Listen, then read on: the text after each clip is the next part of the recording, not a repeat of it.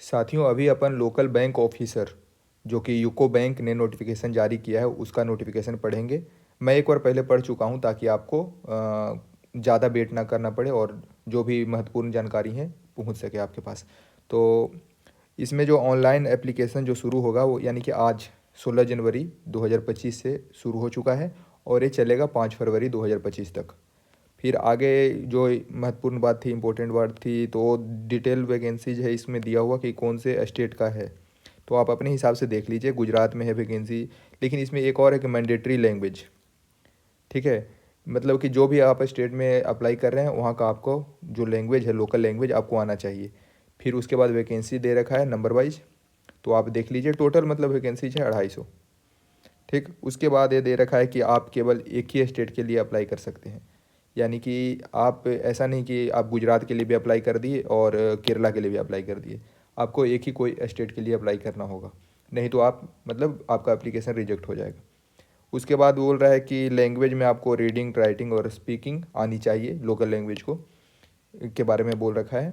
तो फिर आगे देखें तो आगे लिख रखा है कि no change in category will be permitted, यानी कि रजिस्ट्रेशन के टाइम में आप जो कैटेगरी सेलेक्ट कीजिएगा वही कैटेगरी आपको फॉर्म तक डालना होगा। फिर उसके बाद आगे बढ़े तो इसमें दे रखा है पे स्केल।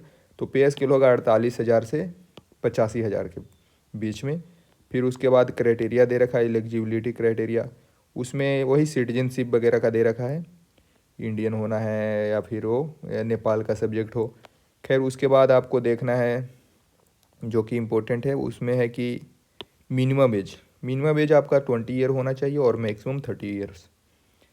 फिर हाँ, इसमें एक और है एज रिलैक्सेशन। अगर आप SC ST के अंदर आते हैं तो आपको 5 ईयर का एज रिलैक्सेशन दिया जाएगा। OBC के अंदर आते हैं तो 3 ईयर का, और PWD के अंदर आते हैं तो 10 ईयर का एज रिलैक्सेशन आपको दिया जाएगा। यानी कि यहाँ पे आप अगर क्रॉस भी कर चुके हैं मैक्सिमम एज तो आप अप्लाई कर सकते हैं इस ईयर के हिसाब से, आप देख लीजिए। फिर आगे देखें तो आगे कुछ खास इधर है नहीं। हाँ, यहाँ पे है कि reservation for person with benchmark disability, तो उसके बारे में दे रखा है पूरा। तो अगर आप इसके क्राइटेरिया में आते हैं तो एक बार आप अच्छे से अपने हिसाब से पढ़ लें। मैं नॉर्मली सबको लेकर चल रहा हूँ तो इसमें मैं ज़्यादा टाइम नहीं दूंगा। फिर आगे देखें तो एजुकेशन क्वालिफिकेशन है जो 1 जनवरी 2025 के हिसाब से दे रखा है। आपके पास डिग्री इन ग्रेजुएशन होना चाहिए, ठीक है, गवर्नमेंट ऑफ इंडिया से रिकॉग्नाइज्ड यूनिवर्सिटी होनी चाहिए, वही लिख रहा है। फिर एप्लीकेशन फ़ी के बारे में बता रखा है। अगर आप जनरल से हैं या फिर OBC से हैं तो आपको देना पड़ेगा 850 रुपया। फिर उसके बाद देना है आपको SC ST से हैं तो 175 रुपया। फिर आगे देखें तो एग्जामिनेशन का स्ट्रक्चर देख लेते हैं क्या पूछेगा। तो इसमें है कि आपको रीजनिंग और कंप्यूटर पूछेगा, 45 क्वेश्चंस रहेंगे और 60 नंबर पहला। उसके बाद आपसे पूछेगा जनरल अवेयरनेस, इकोनॉमिक्स और बैंकिंग के भी क्वेश्चन उसमें रहेंगे जनरल अवेयरनेस में। फिर आपसे पूछेगा इंग्लिश लैंग्वेज का होगा पेपर, उसमें है मतलब ये सारे एग्ज़ाम एक ही एग्ज़ाम में मतलब होगा, एक सेक्शन वाइज डिवाइडेड रहेगा। अगर आपने बैंक का एग्ज़ाम दिया है तो आपको पता होगा। उसमें है कि जनरल अवेयरनेस का 40 क्वेश्चन रहेगा और 40 नंबर का रहेगा। इंग्लिश का 35 क्वेश्चन रहेगा, 40 नंबर का रहेगा। और फिर DI का है, उसमें भी 35 क्वेश्चन है, 60 नंबर का है। ये सब का फॉर्मेट दे रखे कौन कौन से मतलब एग्ज़ाम कौन से मीडियम में होगा। खैर आगे बढ़ते हैं। आगे वही बोल रहा है कि निगेटिव है इसमें, मतलब 1/4 निगेटिव दे रखा है। फिर कट ऑफ स्कोर कैसे डिसाइड होगा ये बता रखा है, जो कि नॉर्मल है, सब जगह होता है। फिर वो एग्जामिनेशन सेंटर का बता रखा है कि एग्जामिनेशन सेंटर कहाँ कहाँ है, वो इसमें अपन देखेंगे।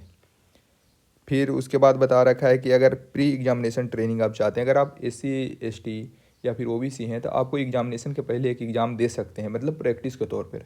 उसके बारे में जानकारी दे रखा है। खैर आगे बढ़ते हैं।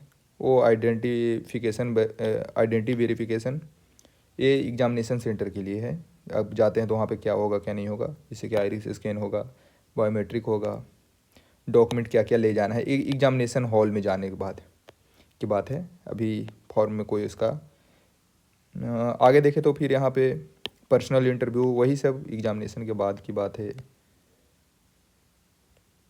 वही इंटरव्यू के पहले आपको अपना डॉक्यूमेंट, सारा डॉक्यूमेंट जो भी आपने वहाँ पे फिल किया है ग्रेजुएशन का या फिर कास्ट सर्टिफिकेट, वो प्रोड्यूस करना है। अगर आप नहीं देते हैं इन एलिजिबल हो जाएंगे।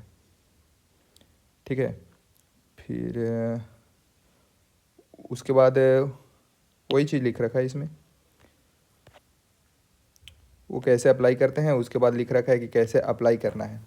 तो इसमें हाउ टू अप्लाई, तो इस पर अगर आपको दिक्कत होती है तो मैं एक वीडियो बना दूंगा। ऐसे कुछ इसमें ख़ास बात है नहीं, फिर और कुछ खास है नहीं। वो दे रखा है प्लेस, कौन किसने इशू करा है नोटिफिकेशन को दे रखा था। फिर उसके बाद ये देखिए एग्जामिनेशन सेंटर है, हर स्टेट का अलग अलग दे रखा है कि आंध्रा में कहाँ कहाँ एग्ज़ाम होगा, पटना में कहाँ होगा, जहाँ जहाँ सेंटर है उसका दे रखा है एग्जामिनेशन सेंटर। अगर आप बिहार चुनते हैं तो आपको इन जगह पे होगा, छत्तीसगढ़ चुनते हैं तो रायपुर में होगा। उसी तरह से देखिए झारखंड चुनते हैं तो रांची जमशेदपुर में आपका एग्जामिनेशन सेंटर चुन सकते हैं। खैर इसके बाद देखते हैं तो कुछ खास नहीं है इसमें, वही है सब, कास्ट सर्टिफिकेट के किस फॉर्मेट में चाहिए वगैरह वगैरह। तो इतना ही था। अगर आप इन सब जो भी मैंने बताया उन क्राइटेरिया में फिट बैठते हैं तो आप इसके लिए अप्लाई कर सकते हैं। जल्दी मिलते